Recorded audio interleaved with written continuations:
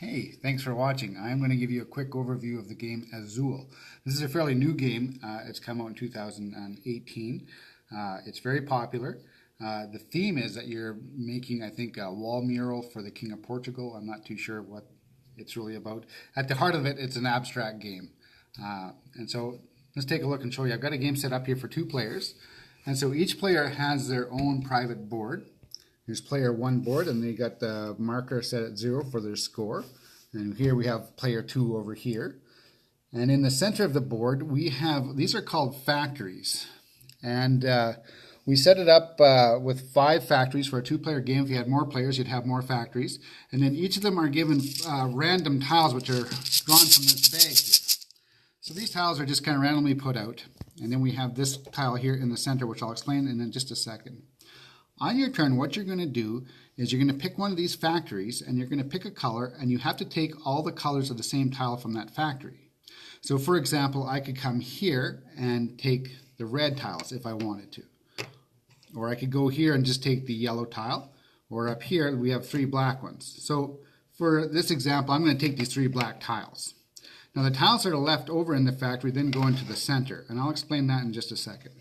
So I'll go over here to the player board, and I have my 3 black tiles. And you can see there's 5 different rows here.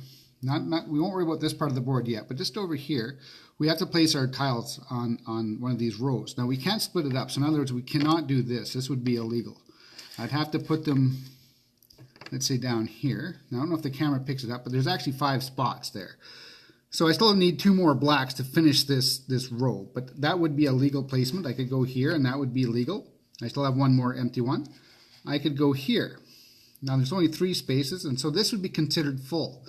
Once all the tiles are taken from the factories, this is actually going to score me some points because it is full. So that's what you're trying to do. The other thing I could do is I could put it here, but it's only 2 spots available, which means I have 1 left over. And then that one would go down to the bottom.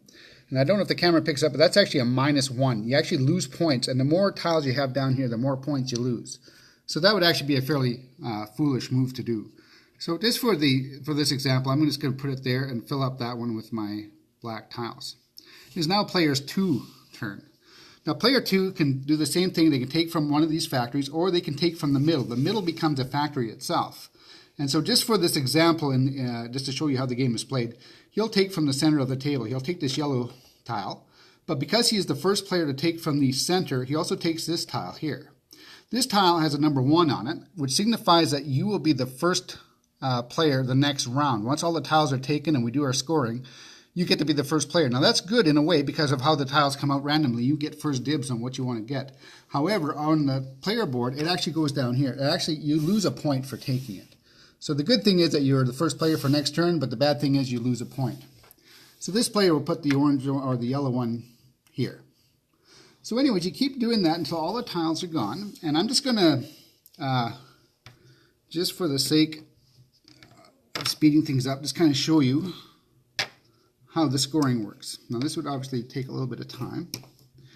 But we'll pretend that we've played it several times and all the tiles from the factory are gone. And now I want to score. So what you do is, starting from the top, if it is full, you move it over. So this one needed 1 tile. It's got 1 tile, so I'll shift it over to the yellow space there because it's a yellow tile, just like that. And then that scores 1 point because there's only 1 tile there. So if we come up to our score marker, we just go down 1. I scored 1 point. Hooray for me. Here we have 2, and that's how many spaces I needed. So it is full, so I get to move it over to the blue spot. Now you count how many tiles there are horizontally and vertically. Well, there's no horizontal ones, but there is vertical. So it would be 1, 2 points. So I'd go 1, 2. I now have 3 points. The black one is now full. I can move it over. And because there's no other tiles around it, it only counts for 1 point. Now you can see the red one here. Now these tiles come off and they just get set aside for now. The red ones here, I'm missing 1, so I can't do anything with this. It has to stay there for the next round. I got to try to get 1 more red tile to finish this off, and same with the flower blue one here. I still need 2, so they don't count for anything. But let's just see if I can show you here. Let's say this one goes here, and if I have this one here, this one here and this one down here, just for an example for scoring. And let's say this blue one was full, and I move it over like that, just to show you how the scoring works. That would now count, so you count vertical and horizontal, so it'd be 1, 2, 3, 4 points, 1, 2, 3. So I'd count for 7 points. So you can see as the game goes on, you're going to score more and more points as you fill up your board. The game will come to an end when somebody has a horizontal row finished. Then the game is over, and then you do it down here, what's called final scoring. You will get 2 points for every horizontal row you have completed. In other words, every horizontal row that is all filled up with tiles. You will get 7 points for every vertical row that is filled. So for example, that one would be full, so I would count for 7 points. And then you'll score 10 points if you're able to use all the different colors available to you. So in other words, if you had all the red spots filled, for example, that would be 10 points. And you just add up your points, and whoever has the most wins. This game is a lot of fun. It plays well with 2, 3, 4 players. I played it with all different player counts. The game is very, very quick. It's very, very easy to learn. The rules are very, very simple. It's not really highly strategic. It's more of a pressure luck game.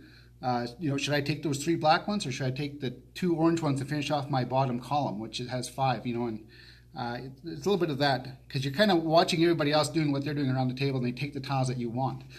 The other thing, too, that happens sometimes is as your board starts to fill up, the center of that factory where all the other tiles go to, sometimes you're stuck. You might have 6 or 7 red tiles there, and you have nowhere to place it on your board. And so you got to put it at the bottom there, and you got to lose a lot of points, and that has happened a lot of times.